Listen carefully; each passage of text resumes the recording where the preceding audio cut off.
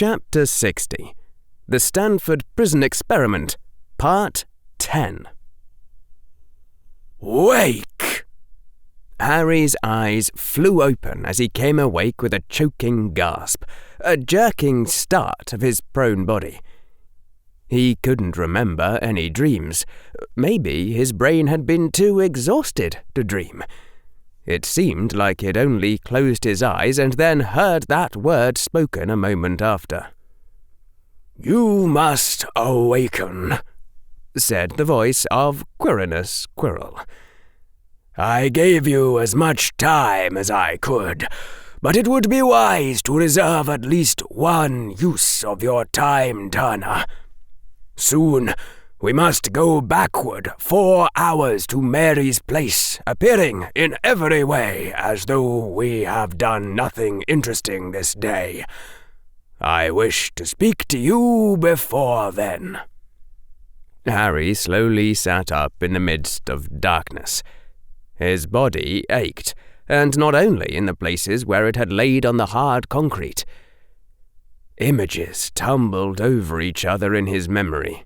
Everything his unconscious brain had been too tired to discharge into a proper nightmare. 12 terrible voids floating down a metal corridor, tarnishing the metal around them. Light dimmed and temperature falling as the emptiness tried to suck all life out of the world. Chalk white skin stretched just above the bone that had remained after fat and muscle faded. A metal door. A woman's voice. "No, I didn't mean it. Please don't die." "What was that place?" Harry said hoarsely, in a voice pushed out of his throat like water forced through a too thin pipe. In the darkness, it sounded almost as shattered as Bellatrix Black's voice had been. "What was that place? That wasn't a prison. That was hell." "Hell," said the calm voice of the defense professor. "You mean the Christian punishment fantasy? I suppose there is a similarity." "How?" Harry's voice was blocking. There was something huge lodged in his throat. How could they? People had built that place. Someone had made Azkaban. They'd made it on purpose. They'd done it deliberately. That woman, she'd had children. Children she wouldn't remember. Some judge had decided for that to happen to her. Someone had needed to drag her into that cell and lock its door while she screamed. Someone fed her every day and walked away without letting her out. How could people do that? "Why shouldn't they?" said the defense professor. A pale blue light lit the warehouse then, showing a high, cavernous concrete ceiling and a dusty concrete floor, and Professor Quirrell sitting some distance away from Harry, leaning his back against a painted wall. The pale blue light turned the walls to glacier surfaces, the dust on the floor to speckled snow, and the man himself had become an ice sculpture, shrouded in darkness where his black robes lay over him. "What use are the prisoners of Azkaban to them?" Harry's mouth opened in a croak. No words exited. A faint smile twitched on the defense professor's lips. "You know, Mr. Potter, if he who must not be named had come to rule over magical Britain and built such a place as Azkaban, he would have built it because he enjoyed seeing his enemies suffer. And if, instead, he began to find their suffering distasteful, why, he would order Azkaban torn down the next day. As for those who did make Azkaban, and those who do not tear it down while preaching lofty sermons and imagining themselves not to be villains, well, Mr. Potter, I think if I had my choice of taking tea with them or taking tea with you-know-who, I should find my sensibilities less offended by the Dark Lord. I don't understand, Harry said. His voice was shaking. He'd read about the classic experiment on the psychology of prisons. The ordinary college students who had turned sadistic as soon as they were assigned the role of prison guards. Only now he realized that the experiment hadn't examined the right question, the one most important question. They hadn't looked at the key people. Not the prison guards, but everyone else. I really don't understand, Professor Quirrell. How can people just stand by and let this happen? Why is the country of magical Britain doing this? Harry's voice stopped. The defense professor's eyes appeared to be the same colour as always, in the pale blue light, for that light was the same colour as Quirinus Quirrell's irises, those never-thawing chips of ice. Welcome, Mr. Potter, to your first encounter with the realities of politics. What do the wretched creatures in Azkaban have to offer any faction? Who would benefit from aiding them? A politician who openly sided with them would associate themselves with criminals, with weakness, with distasteful things that people would rather not think about. Alternatively, the politician could demonstrate their might and cruelty by calling for longer sentences. To make a display of strength requires a victim to crush beneath you, after all. And the populace applauds, for it is their instinct to back the winner. A coldly amused laugh. Ha ha! You see, Mr. Potter, no one ever quite believes that they will go to Azkaban, so they see no harm in it for themselves. As for what they inflict on others, I suppose you were once told that people care about that sort of thing. It is a lie, Mr. Potter. People don't care in the slightest, and if you had not led a vastly sheltered childhood, you would have noticed that long ago. Console yourself with this. Those now prisoner in Azkaban voted for the same ministers of magic who pledged to move their cells closer to the Dementors. I admit, Mr. Potter, that I see little hope for democracy as an effective form of government, but I admire the poetry of how it makes its victims complicit in their own destruction.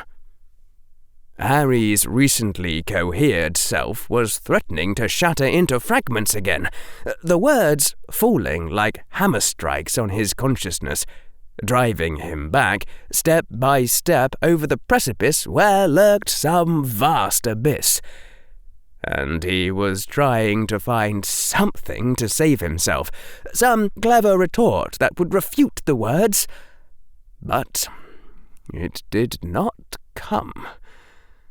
The defense professor watched Harry. the gaze reflecting more curiosity than command.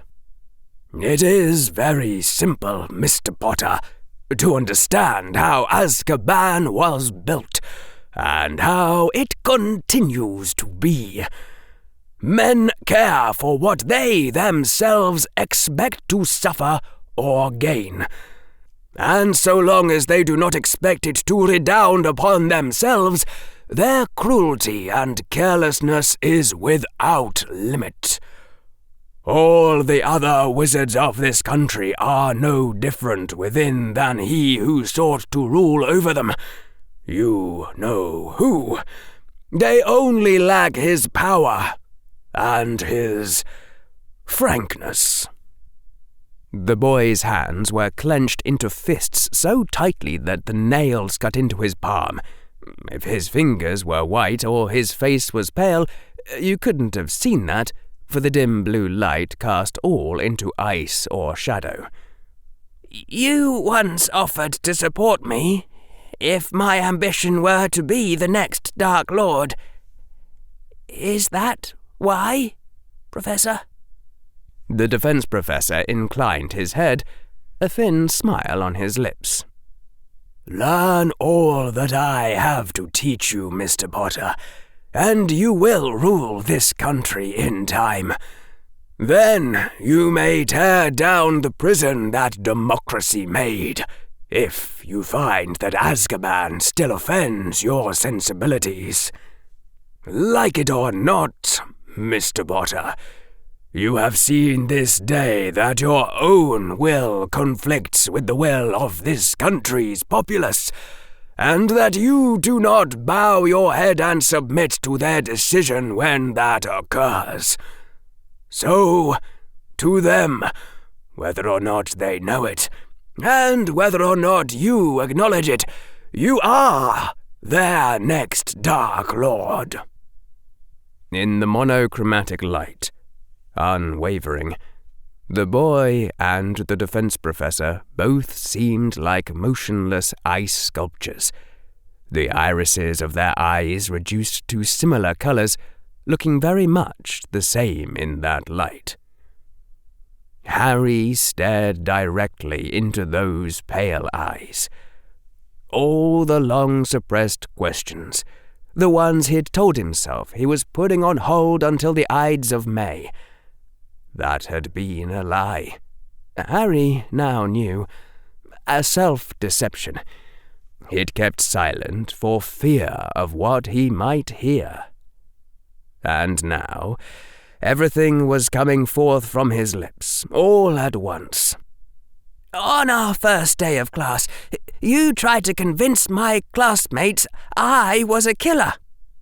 "You are," amusedly, "but if your question is why I told them that, Mr. Potter, the answer is that you will find ambiguity a great ally on your road to power.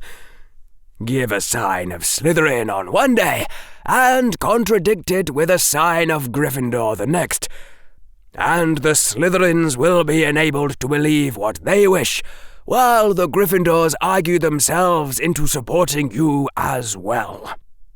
So long as there is uncertainty, people can believe whatever seems to be to their own advantage, and so long as you appear strong, so long as you appear to be winning, their instincts will tell them that their advantage lies with you. Walk always in the shadow, and light and darkness both will follow." "And," said the boy, his voice level, "just what do you want out of all this?" Professor Quirrell had leaned further back against the wall from where he sat, casting his face into shadow, his eyes changing from pale ice into dark pits like those of his snake form. "I wish for Britain to grow strong under a strong leader. That is my desire. As for my reasons why..." Professor Quirrell smiled without mirth. "I think they shall stay my own." "The sense of doom that I feel around you."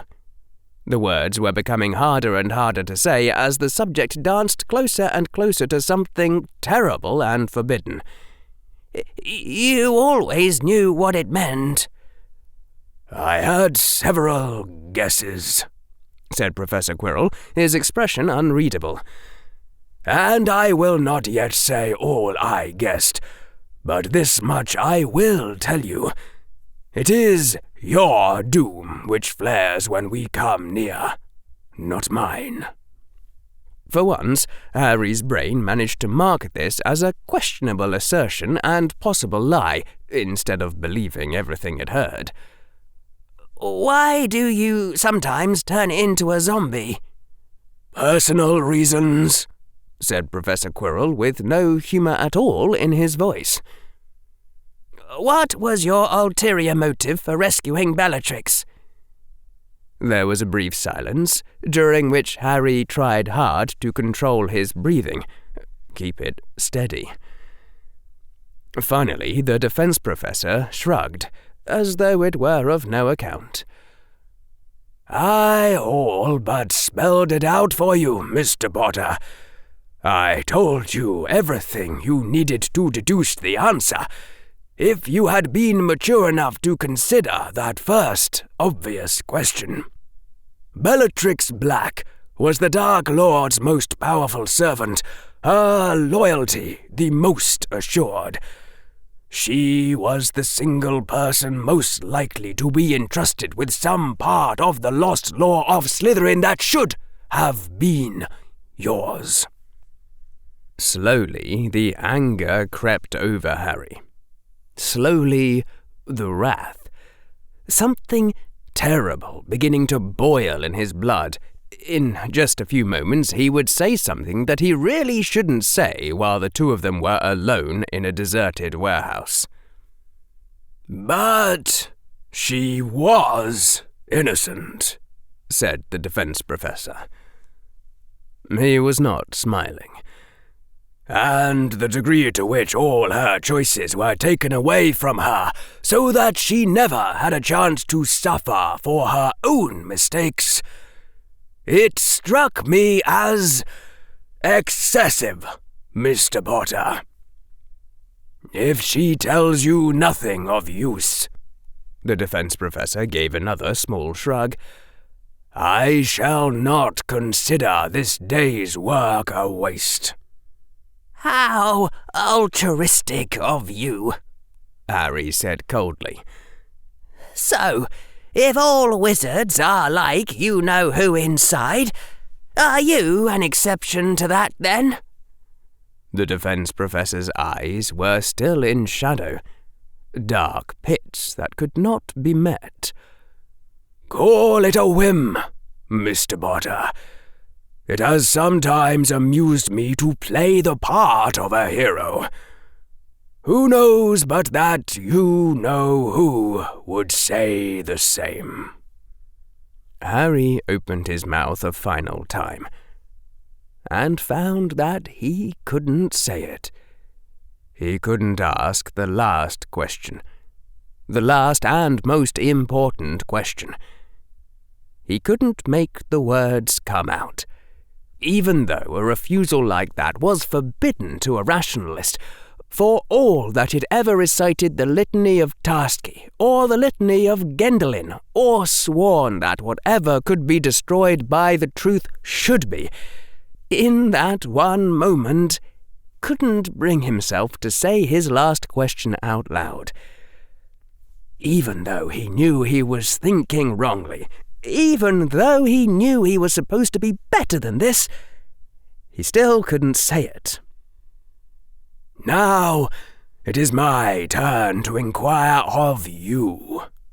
Professor Quirrell's back straightened from where it had leaned back against the glacier wall of painted concrete. "I was wondering, Mr. Potter, if you had anything to say about nearly killing me and ruining our mutual endeavor.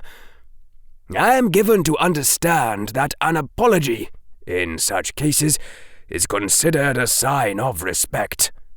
But you have not offered me one.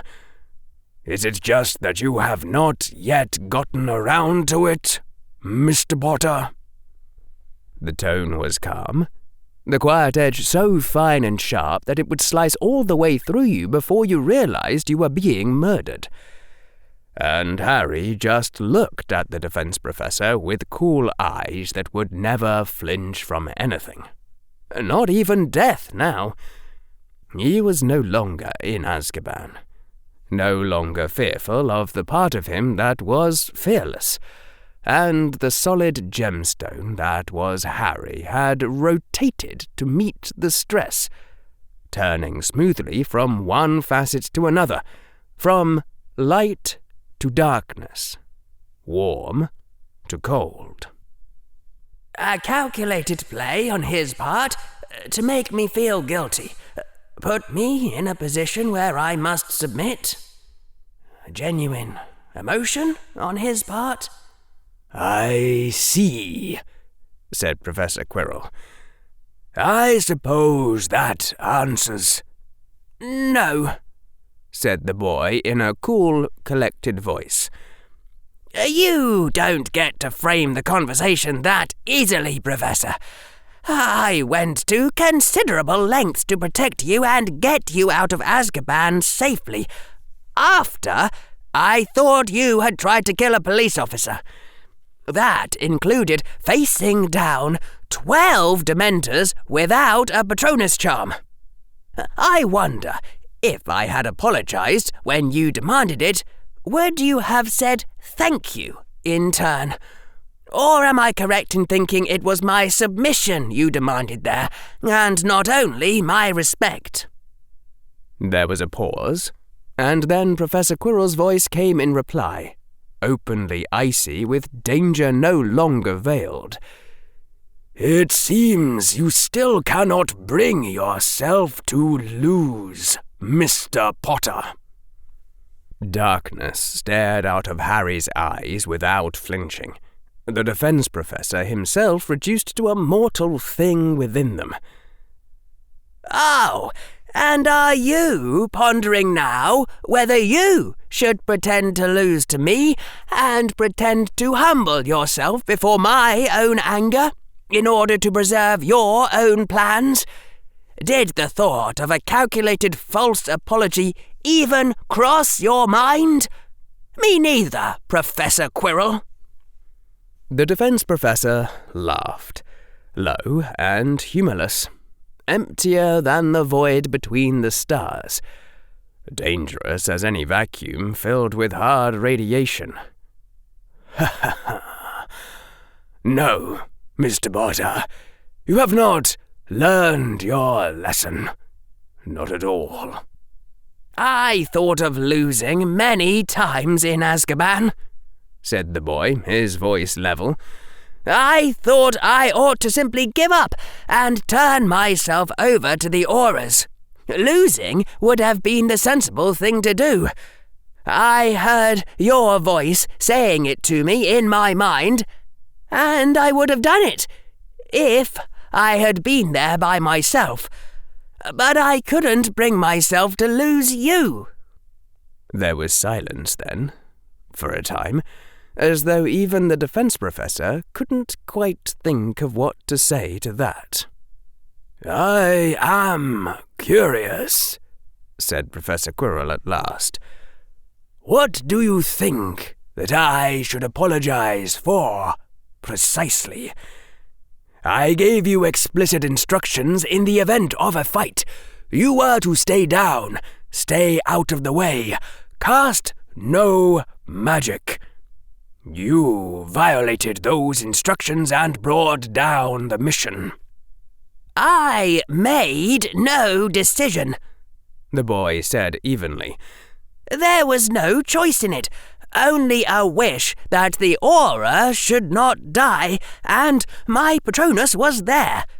For that wish to have never occurred, you should have warned me that you might bluff using a killing curse. By default, I assume that if you point your wand at someone and say Avada Kedavra, it is because you want them dead. Shouldn't that be the first rule of unforgivable curse safety? Rules are for duels, said the defense professor. Some of the coldness had returned to his voice. And dueling is a sport, not a branch of battle magic. In a real fight, a curse which cannot be blocked and must be dodged is an indispensable tactic. I would have thought this obvious to you, but it seems I misjudged your intellect. It also seems to me imprudent, said the boy, continuing as though the other had not spoken, to not tell me that my casting any spell on you might kill us both. What if you had suffered some mishap and I had tried an innovate or a hover charm? That ignorance which you permitted for purposes I cannot guess played also some part in this catastrophe. There was another silence. The defense professor's eyes had narrowed, and there was a faintly puzzled look on his face, as though he had encountered some completely unfamiliar situation. And still the man spoke no word. Well, said the boy. His eyes had not wavered from the defense professor's. I certainly regret hurting you, Professor, but I do not think the situation calls for me to submit to you. I never really did understand the concept of apology, still less as it applies to a situation like this. If you have my regrets, but not my submission, does that count as saying sorry? Again that cold, cold laugh, darker than the void between the stars. I wouldn't know, said the defense professor. I, too, never understood the concept of apology. That ploy would be futile between us, it seems, with both of us knowing it for a lie. Let us speak no more of it, then. Debts will be settled between us in time. There was silence for a time. By the way, said the boy, Hermione Granger would never have built Azkaban, no matter who was going to be put in it, and she'd die before she hurt an innocent. Just mentioning that, since you said before that all wizards are like you-know-who inside, and that's just false as a point of simple fact. Would have realized it earlier if I hadn't been. The boy gave a brief, grim smile. Stressed out. The defense professor's eyes were half-lidded, his expression distant. People's insides are not always like their outsides, Mr. Potter. Perhaps she simply wishes others to think of her as a good girl. She cannot use the Patronus charm. Ha ha! said the boy. His smile seemed realer now, warmer. She's having trouble for exactly the same reason I did. There's enough light in her to destroy Dementors, I'm sure. She wouldn't be able to stop herself from destroying Dementors, even at the cost of her own life. The boy trailed off, and then his voice resumed. I might not be such a good person. Maybe. But they do exist, and she is one of them. Dryly. She is young, and to make a show of kindness costs her little. There was a pause at this. Then the boy said, Professor, I have to ask, when you see something all dark and gloomy, doesn't it ever occur to you to try and improve it somehow? Like, yes, something goes terribly wrong in people's heads that makes them think it's great to torture criminals, but that doesn't mean they're truly evil inside, and Maybe if you taught them the right things, showed them what they were doing wrong, you could change." Professor Quirrell laughed then, and not with the emptiness of before. "Ah, Mr. Potter, sometimes I do forget how very young you are. Sooner you could change the color of the sky." Another chuckle, this one colder.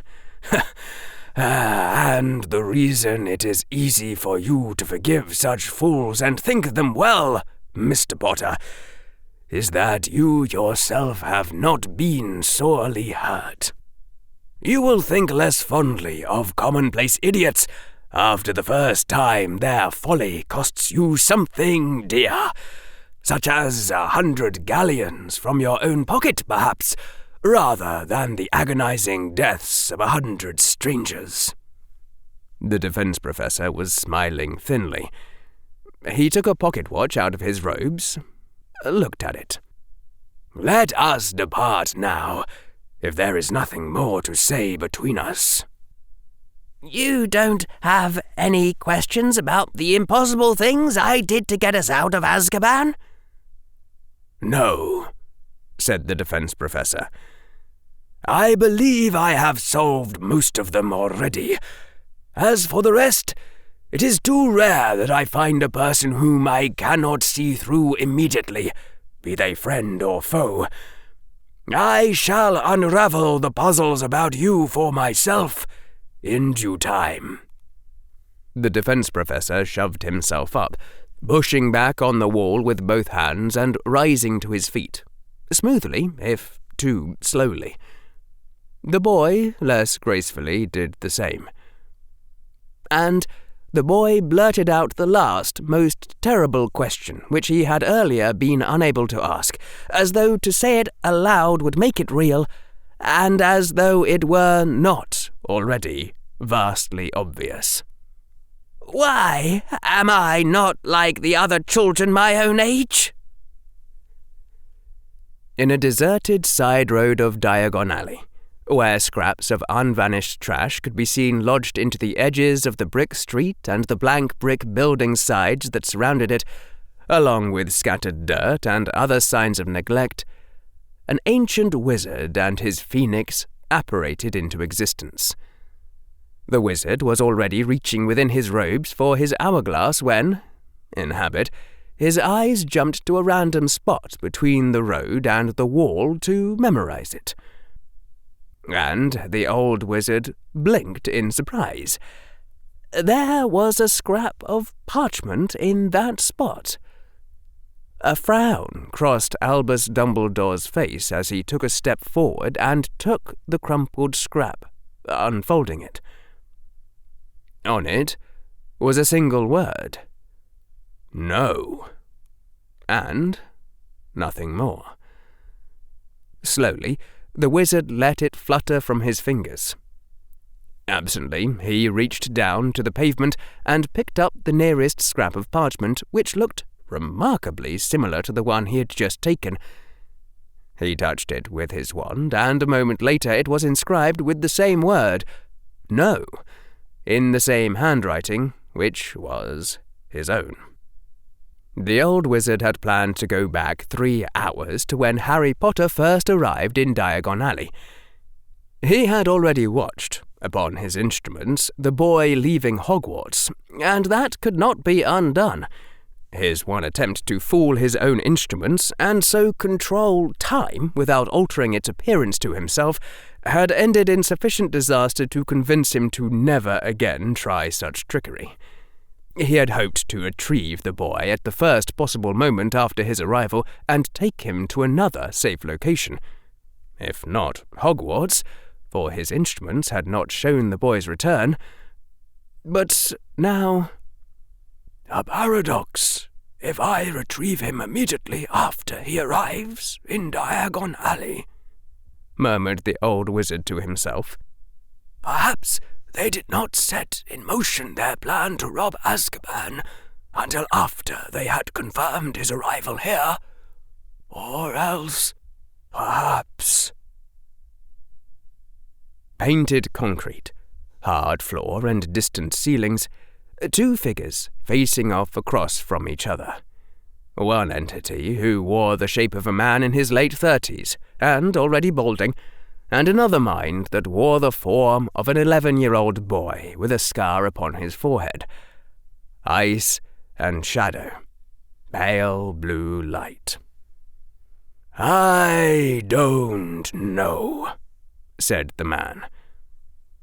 The boy just looked at him, and then said, "Oh, really?" "Truly," said the man. "I know nothing, and of my guesses I will not speak. Yet, I will say this much.